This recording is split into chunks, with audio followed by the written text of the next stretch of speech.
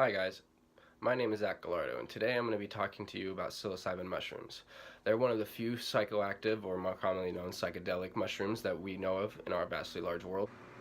So psilocybin mushrooms, or much more commonly known as magic mushrooms, or blue legs, or small brown mushrooms, whatever you have it, they have a variety of nicknames.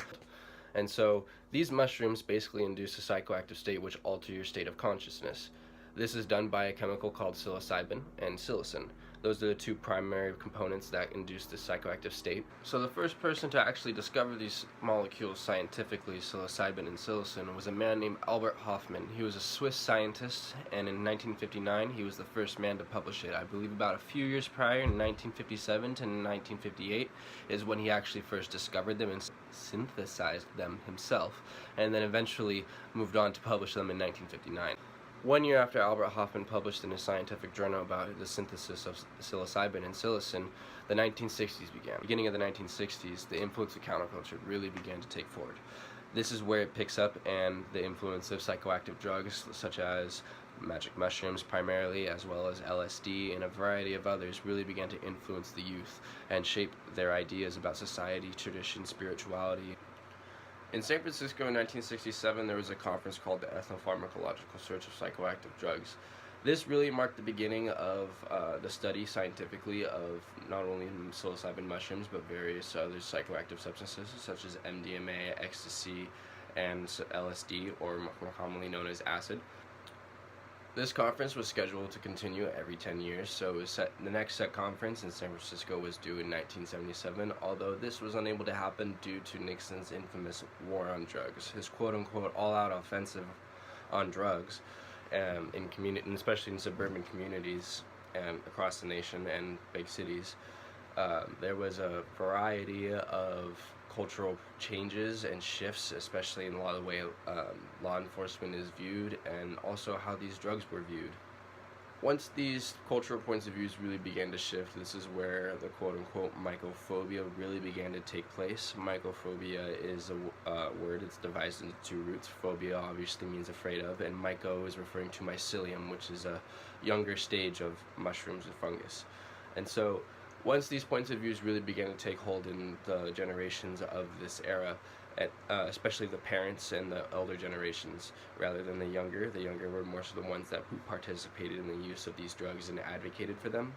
The older generations really saw these drugs as more of a party drug, something that necessarily gets you off, makes you laugh a lot, want to participate in sexual intercourse, just not really make you be yourself. It makes you high and crazy, and that's how they saw it. It was in the 1970s and 80s when the war on drugs was really at its peak, and police brutality as well as points of view of police was really at its worst in the United States.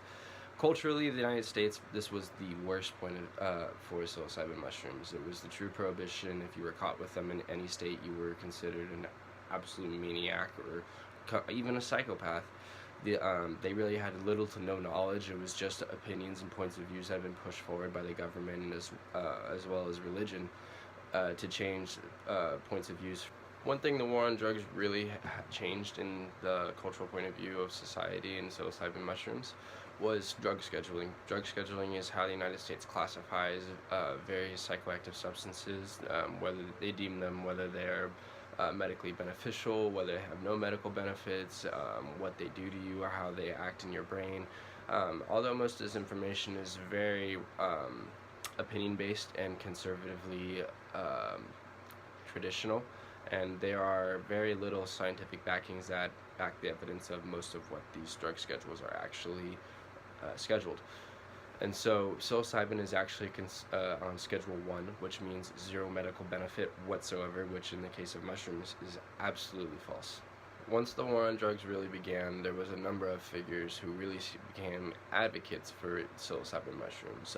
These people were ethnopharmacologists. Those are people who study mushrooms and other fungi. And so once these people really began to advocate and explain their scientific backings behind their theories and ideas, these people primarily were Terrence and Dennis McKenna, as well as a man named Paul Stamets, and there's a handful of others like Timothy Leary, as well as R.G. Wasson, and a handful of others that were major in the foundation of how the cultural points of views are shifting in mushrooms, and especially psilocybin mushrooms. So the most common of all psilocybes would be psilocybe pubescens, and they may not be the most potent of all psilocybes, but it is definitely the largest in the genus that we know of. Psilocybe cubensis can get anywhere from 3 to 5 inches, and the actual top of the mushroom itself, the head, can get anywhere from 3 to 6 inches. These mushrooms get really big for a psychoactive mushroom. They're one of the few that are actually over 4 inches in width or height.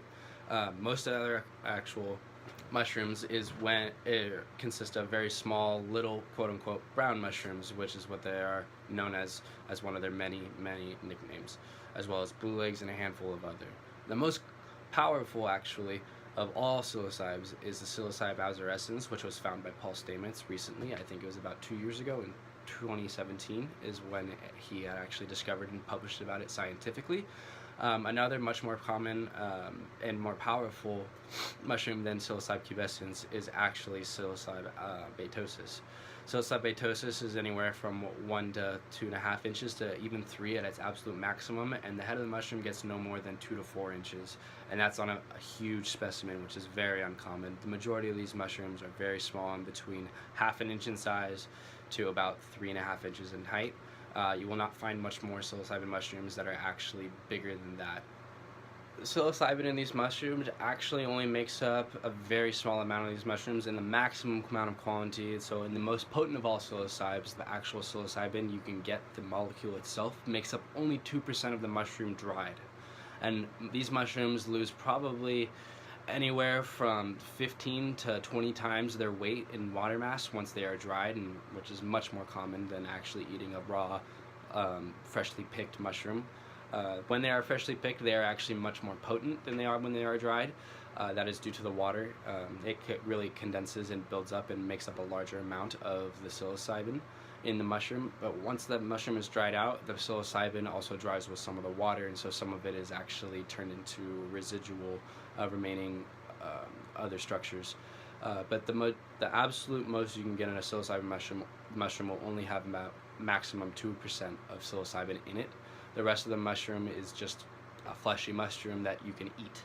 There is no other real psychoactive components to it besides psilocybin and psilocin. Those are the two most prominent and most commonly found in psilocybin mushrooms. There are a handful of other molecules, but those are so irrelevant and rare in species that we honestly don't see them every day. There's something that you would have to find scientifically through somebody who grows these mushrooms themselves. Some common symptoms once you ingest these mushrooms is stuffy nose or runny nose, which requires a lot of sniffling. An example of that would be it tends to be the psilocybin actually makes your nose run a lot more, and then yawning. If you are yawning and sniffling constantly and your eyes are really dilated and you're getting a very worldly sense, I can guarantee that those are some type of psychoactive mushroom that has entered your system and now taken a hold of your serotonin receptors 2A and 1A and replaced them entirely.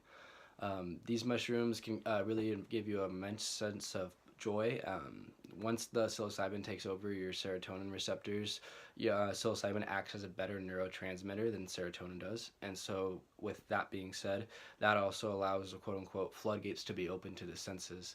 This happens because psilocybin allows you to take in more information from the environment around you, so your visual acuity increases as well as the auditorial acuity.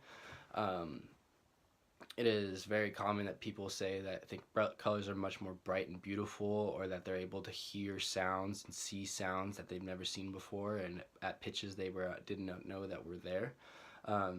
This is all very common and stereotypical to a trip for mushrooms. That is part of why the stigma for these being such a party drug has stuck with it so well, because it isn't necessarily wrong.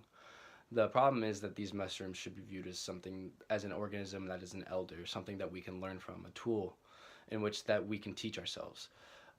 These mushrooms activate cognitive empathy in your brain. That was published in a study and shown in your brain activity on CAT scans at the University of Johns Hopkins. It was published in 2018. And that actual study really goes to really puts on a point that your cognitive empathy increases by up to 30% once you have actually ingested these mushrooms. And so what that cognitive empathy actually means is the ability to understand and relate to another person's feelings. um, Psilocybin basically will allow one person to understand and appreciate their point of view and feel another person's point of view and feelings much more than if someone was sober. Another thing that these mushrooms do is that they really open your sense to like a fifth sense to like a worldly idea. It really feels like that everything's connected and everything makes sense. That is just a part of the psilocybin trip that has become very common, and it is probably in the best words that you can use to describe it. The problem with psilocybin mushrooms is that the trip really emphasizes the idea that you do not know as much as that you do. And another thing that it really emphasizes is that language is really just a series of tools in which that we have developed and not quite perfected yet. You commonly find yourself in a psilocybin trip, struggling to find words to really describe how you feel, and that really just goes to point out that our language at least, has not been fully developed. There are still words and emotions that we have not created to describe, and it really comes to light when you are under the influence of psilocybin mushrooms. So this concludes my talk about psilocybin mushrooms today. I hope you guys really enjoyed it, and if you are interested in learning more information about this, I can recommend a series of sources to you guys. The main one I would definitely recommend, and definitely the easiest to understand, would be Joe Rogan, the Joe Rogan Experience podcast, or you can find his videos of his podcasts on YouTube. It is really just a long-term interview. They last anywhere from 2 to 3 hours, and they're pretty lengthy and in-depth. The people I would recommend listening to would be definitely Michael Pollan, Dennis McKenna. There's a series of Dennis McKenna episodes I would highly advise listening to. He is probably the most introductory and easy to understand of the three people I'm going to recommend on this show. The third person being Paul Stamets. Joe Rogan does a really good job interviewing these people and really asking them the right questions and really wanting to understand this information. And he actually has quite a bit of information and knowledge on these subjects as well. Another podcast I would really highly recommend if you're still curious would be Lorenzo's Psychedelic Salon. You can find that on Apple Podcasts, and I'm sure you can also find that on Android devices. I would be astonished if you couldn't. But in those talks, I would listen to really anything. His talks really expand over a variety of psychedelic drugs. It wouldn't just be psilocybin. People will talk about anything from MDMA to LSD to psilocybin to marijuana to a variety of others. Really, it's pretty all-inclusive and really interesting. The majority of the workshops I would recommend in his podcasts would be the ones from Terence McKenna and Terence McKenna's friends. That's generally what they are titled under, and those are probably the most informational and well thought out and in-depth episodes you can find. I really appreciate you guys spending your time, and have a good rest of your day.